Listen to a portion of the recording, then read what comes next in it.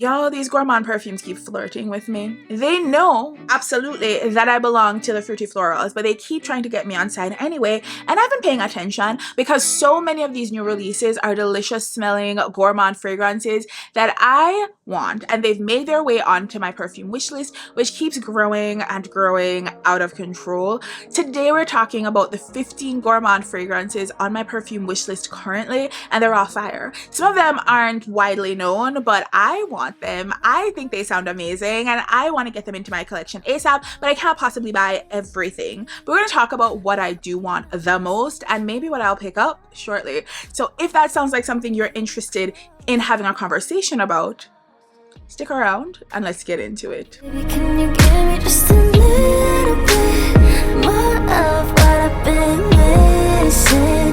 We got time to act. Hi, I'm Jeanique and I love sweet, yummy, cozy fragrances that make me smell edible, like make me smell delicious, decadent even, and gourmand fragrances are one way to pull that off. So in today's video, I'm going through the 15 gourmand fragrances that have made their way up my wish list over the last couple of months. All of these are well reviewed, people seem to love them, the notes seem fire, and all meet the brief as far as smelling edible and delicious and heavy and beautiful, sticky, and perfect for fall winter. So if that sounds like something you're interested in, don't forget to subscribe. If you love that kind of video, don't forget to subscribe. If you've already done so, thank you so much. Thank you for coming back. I appreciate you. You are a real one who makes great choices in life. I see you. And now let's get into it. Baby, can you give me just a little bit? So these fragrances are in no particular order. I tried ranking them and found that just about impossible because it just changed from day to day to day. So here we are in no particular order. The first one I want to talk about is from Giardini di Toscana and it's Bianco Latte. Y'all have probably heard about this one. This is supposed to be this really yummy vanilla fragrance mixed with caramel, y'all, some coumarin, which is supposed to give a caramelized almond smell, and some musk. It is supposed to be a beast mode fragrance that is really creamy, heavy, sweet, and absolutely delicious. Give me caramel and vanilla all day, any day. And then they've mixed in some additional honey for stickiness and heaviness to the fragrance.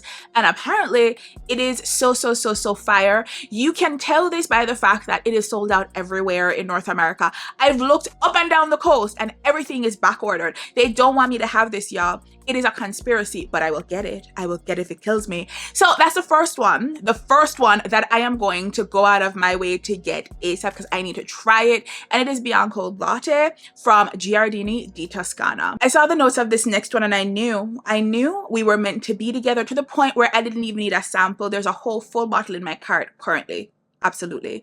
And it's from Wishlist Perfumes and it is Gourmand Perfumes. Hear me out. Hear me out. Hear me out. It is caramel, toffee, milk, and smoke. You see, they're trying to make me feel like I'm by a bonfire. No, they've mentioned Hinoki incense. I'm going to ignore that. I'm going to assume it's not the old church smelling incense, but instead a sexy kind of incense that I can get on board with because I'm buying a full bottle and I'm buying it. I don't want to sample. I don't want to sample. I don't need it. I don't need it because this fragrance, I've already made I've made up my mind. I'm going to love it. There's so many fragrances from Wishlist Perfumes that I would love to get my nose on, but I can't mention all of them. But the other one, I want to mention one other one is Le Tartan, which is essentially a brown sugar, salty type of fragrance that has elements of vanilla and caramel in that fragrance. There is some apple as well. It sounds really yummy and delicious. That extra bit of salt with the brown sugar sounds like a beautifully balanced fragrance, and the ratings on this one are just incredible. Now I think the one that is most popular from this house is maybe Accident à la Vanille. That is the one that everybody is trying to try and I would love to try it as well. But I think if I were to say the two I most want to test out, it would definitely be Gourmand Perfumes and Le Tartan. The Italians seem to be doing the gourmands better than most. It seems as if every hot, new, delicious smelling gourmand fragrance is coming out of an Italian house. Like, that is their bag, and I love that. So I am so excited because as I put my list together, I quickly realized that so many of the gourmand fragrances that I am eyeing come from Italian houses, and I have my good eye on Italy to see what more they'll do over time, because a lot of the fragrances that I'm lusting after come from these smaller indie Italian brands, and a lot of them aren't overcharging per bottle for their fragrances. We're not seeing $300, $400, $500. A lot of them are under $200. Some of them are even under $100 per bottle for their fragrances, and I love to see it. The biggest challenge is finding sellers in North America who carry some of these fragrances, because not everything is carried by everybody. So I'm going to share those fragrances with you, but keep that in mind as you hear the names of some of these houses, that a lot of them are coming from Italian brands, and that's kind of exciting. Next fragrance I have my eye on hard is from Lorenzo Paglia, and it's called Vampire Rum. No, you can listen to the name and kind of get a sense of what is in there. It's vanilla rum. I don't know what the pie means, but vanilla rum, that is the main gist of what is in this fragrance. It's all the vanillas. It's Tahitian vanilla, bourbon vanilla, it is Madagascar vanilla. It's like 10 different vanillas in this, more vanillas than I knew existed. All the vanillas are in here. There is some caramel, there is some tonka bean, there's a heavy dose of rum in here. There's a little bit of patchouli, a little bit of white florals. So it is gourmand, but it is perfectly gourmand because it blends in a little bit of floral and a little bit of herbaceousness. And this fragrance, as I've seen from all of the reviews, all of the comments, that this fragrance is supposed to be this boozy vanilla fragrance that is really heavy and sweet and delicious, and I want her, I love her, and I've been eyeing this one really hard. I've also had my eye on a bunch of fragrances from Mesan Tahiti, another Italian house. Everything from Floranilla to Caramel Cacao, but I think the one that is highest on my list for me is maybe Venecstasy, because it mixes vanilla with lactonic notes like milk, some woodiness, some caramel, some balsam to give a little bit of heaviness. It all comes together in this really sort of supple, beautiful, heavy vanilla fragrance with some lactonic elements, and that sounds absolutely lovely to me. I think it's one of those houses where it may make sense to try like a sample set or a sample case to try a bunch of fragrances, because they do have a coffee section, a chocolate section, and a vanilla section. So picking from among them just one was hard. I also looked at Vinny 2 or Vinny Squared. That was pretty high up. I almost talked about that one, but I will tell you, just the notes from Venecstasy sounds so far up my alley that I could not include that specific one. So I feel like Byron's Mula Mula has already trended. Everybody has already talked about it. I still haven't tried it, and it's still really high up on my wish list because it sounds like a yummy, delicious caramel fragrance. But that is what it is. It's supposed to be like basically a threefold fragrance. On the one hand, you have caramel, vanilla, sweet, creamy, delicious. There's supposed to be some sweet fruit, berry fruit like strawberry coming through, giving jammy and lovely. And there's supposed to be some more aromatic and woody aspects, ginger, pepper, maybe some woodiness as well. All of that sounds really complex, layered, beautiful.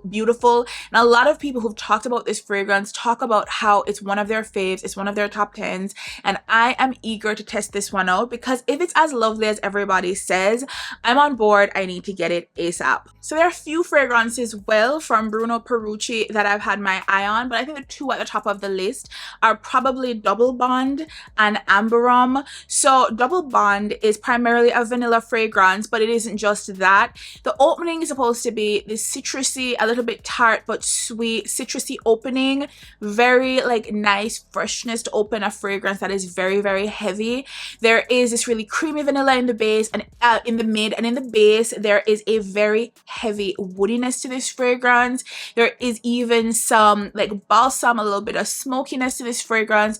There are some warmer notes like myrrh that I tend to stay away from blind buying because it goes left on my skin sometimes. So this fragrance seems really intriguing. It takes no prisoners in that it's a very loud fragrance that's supposed to push all those boundaries while remaining very gourmand and very sweet. And so I'm really intrigued by this one and definitely want to try it.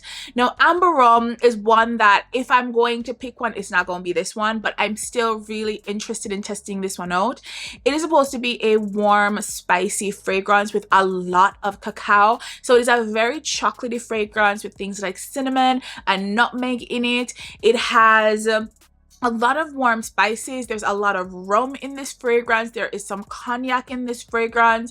I imagine it's going to be in the same wheelhouse as something like Angel Share that brings together these gourmand elements with a lot of liquor, with some just warm spices in there, some vanilla. It sounds pretty similar in terms of the vibe that it gives. So I definitely want to try Amber Rum, but I know it's not something I could ever blind buy because if it is too potent, if it's too just heavy on the liquor, it's not going to be for me. But I definitely want to test this one out because I don't know, it's very intriguing based on the notes alone. Now, this next fragrance, I have no questions, no qualms. I would very happily and easily blind buy this fragrance just from the notes alone. And it is from Narcotica and it's called Dolce Diablo. Now, hear me out. Do you hear that name? It sounds fire, doesn't it? No. It has a whole bunch of stuff. It has a whole bunch of shit. Let's talk about it. It has all the liquor. There's rum and there's cognac in the opening of this fragrance. We have a whole bunch of sweet shit. We got tonka. We got vanilla. We got sugar. Straight sugar. We have a whole bunch of dried fruit. We have dried apricots in here. We also have some sharper, darker notes. We have cacao. We have dark chocolate in here. It sounds incredible. Now, what is intriguing me are the sharp green notes in here. We have patchouli and we have Davana at the same time. Now, I want to see how those notes play with everything else. I think it's going to be a vibe. I think it's going to give matcha tea with creaminess in the cup. Like, I think it's going to be herbal and green with all of these sweeter, jammy fruit, as well as like vanilla and tonka bean vibes. The chocolate, I think, is going to add a whole bunch of richness to this fragrance. I would blind buy this in a heartbeat. It sounds amazing. Another Italian host that has had me in a chokehold, and I've been doing a deep dive on a lot of their fragrances, is called Mayora. And the fragrance that is highest on the wish list for me that I had the most visceral reaction to is one called Frenesia. Now, based on the notes alone, I could sort of picture this thing being baked and I just needed to try it ASAP. So the main note that caught my eye is Pasteria Neapolitana, which is supposed to be like a cake, a dessert. And then when you hear the other notes, you can sort of imagine it being baked. There's coconut milk, there's vanilla, there is some cinnamon, there's a little bit of sweet orange and raspberry. There is a little bit of lemon for tartness. When you hear all of that being built out, for me, it just sounded like a beautifully built cake, beautifully developed cake. It smells cakey, it smells desserty. I want to try it with like a little bit of a citrus fruity twist. It sounds amazing. Mayora, but they have so many other fragrances. Y'all, I'm so fascinated by them and I want to try so many fragrances from them. Since we're in the kitchen, let's stay there and talk about Keys fragrances. Now, this is a house, an indie house out of the US that does photorealistic gourmand fragrances for not a lot of money. A 30 ml fragrance from them, hand poured, small batch, is about $45, and I think their 100 ml is maybe $80. Just very affordable for what you're getting, and apparently they do beautiful gourmands. The one that has trended on YouTube is Delicia de Marshmallow, which is exactly what it sounds like. It's delicious marshmallow, yeah, and it's marshmallow, sugar, and vanilla, and that's all. That's it. They also have other fragrances that have caught my eye. One is called Brûlée de Coeur, which is browned butter and caramel and beeswax and just really like honey, just like a very delicious smelling fragrance. Another one that I had my good eye on, which I'd probably get like a sample of or something, is called Gâteau de Carnaval, which is supposed to smell like funnel cake. Hello. There's one called macarons, which are meant to smell like macarons.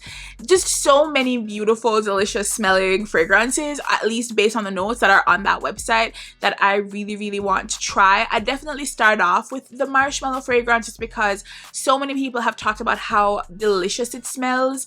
But I would branch out from there, especially because it is so affordable. One that I like side-eyed real hard was J, which is supposed to be smoke, tobacco, and very sweet vanilla. That's all, that's it.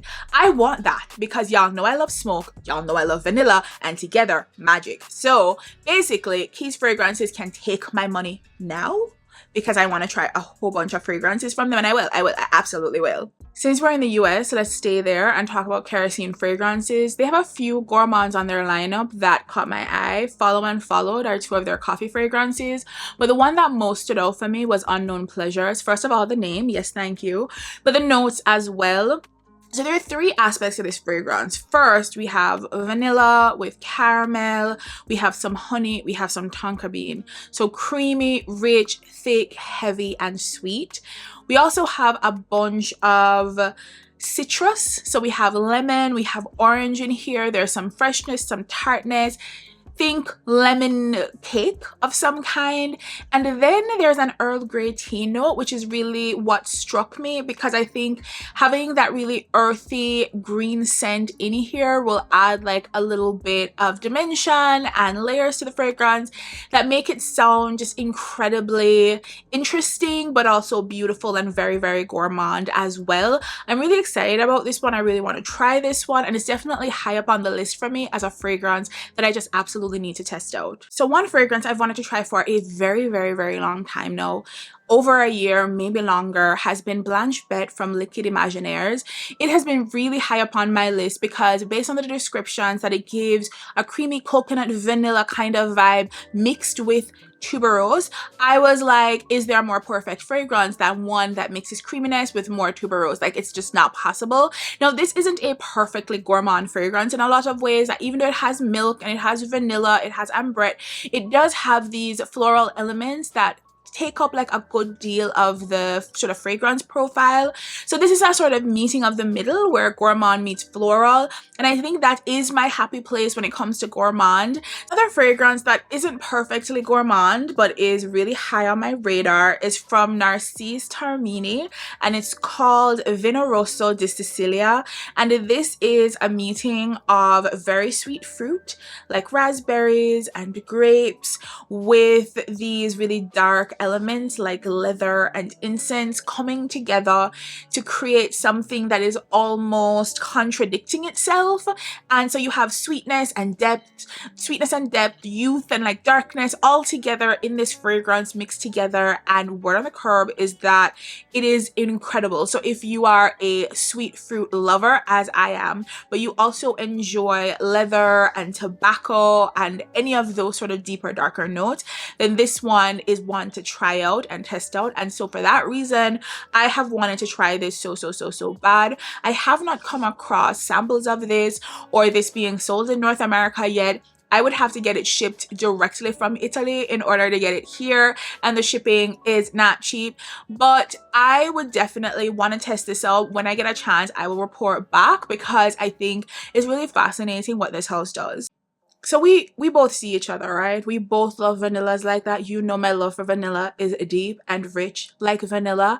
And I'm gonna rattle off a couple of vanillas at the top of my brain that I most want to try. So there is Indul's Tejota, and I think this was developed by Francis Kirkshawn like 20 years ago. I want to try that. Absolutely, still haven't. There's Shabad. They have a bunch of fragrances like Lait de Vanille, Lait de Biscuit. There's Lait de Chocolat, I think.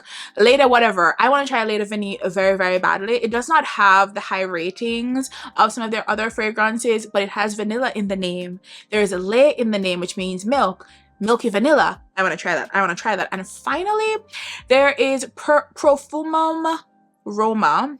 and it's called Acqua e Zucchero, and it is another vanilla powdery musky fragrance out of Italy, giving what needs to be gave.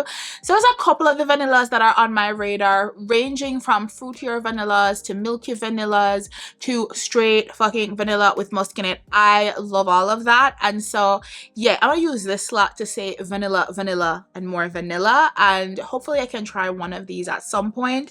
I hope that Chabad is a little bit less expensive because it is an older fragrance, so fingers crossed. Is it Chabot or Chabot? Chabot? I think it's Chabot. My bad. So let's talk about the house of 1973. Now, this small indie house out of Italy has been on my radar because they do make a lot of gourmand fragrances that have really positive reviews, is supposed to be amazing, and I want to try everything that they have. No, I've used up all of my 15 slots, so I won't hyper focus on any one fragrance out of 1973, but just wanted to flag that even the names of their fragrances sound amazing. They have things like banana candy, yes thank you, there is sweet coconut, black cherry kisser, exotic vanilla, they have cream and raspberry, fig and caramel. All of these sound so good to me. Cocoa mint. One of the ones that stood out to me was dulcinado, which is supposed to be citrus meets vanilla. And they also have one called Vaffa Mocha, which is supposed to be coffee and mocha with these sort of white floral elements like tuberose together. All of these sound incredible and I really want to check them out. The problem is that they're so small, finding them online is impossible. I found one small like niche perfume shop in Italy that sells their stuff, and it's the only place I could find that sells worldwide. They do have a discovery set for about 50 euros where you get to try all of their gourmand fragrances in just one go, and I've been considering that option, but I don't even want to think about what it would cost to ship this package all the way from Italy to North America. But I will try it out and see what it gives. But I'm really excited to check out stuff from 1973 because I think it just has so much promise and it just seems very exciting to me. So those are the 15 fragrances houses highest up on my gourmand perfume wish list. The ones that I most want to try, eagerly want to try. But like I mentioned, the list is like 29 fragrances long at this point, and that's off the top of my head. If I were to actually sit down and write it out, it's probably much longer than that. Fragrances from BDK, Mesan like Sweet Praline, fragrances from Gritty and Javoy, Van Cleef. I want to try Acro's Bake. I also want to try Fig Porn from Born to Stand Out. There are other fragrances from some of the houses I've already mentioned, like Lorenzo, Paglia, fragrances they make like Cherry Ink. That sounds amazing. Van Ecstasy, right up my alley. All of these beautiful fragrances out in the world that I have not tested yet. And so I've tried to keep it small here. So I hope this was helpful to you. If you're trying to put together a list of gourmands that you are interested in, maybe this can set you on a path to finding one that might work for you. Thanks so much for checking out this video. I hope you enjoyed it. If you did, please give a thumbs up, a like, and subscribe to my channel. I would really appreciate it. Thank you again for watching, and I'll see you in the next one. I love y'all. Bye. Baby, you're the one and only. Baby, you've been on my mind. You know you don't have to be lonely. You can come and take my time.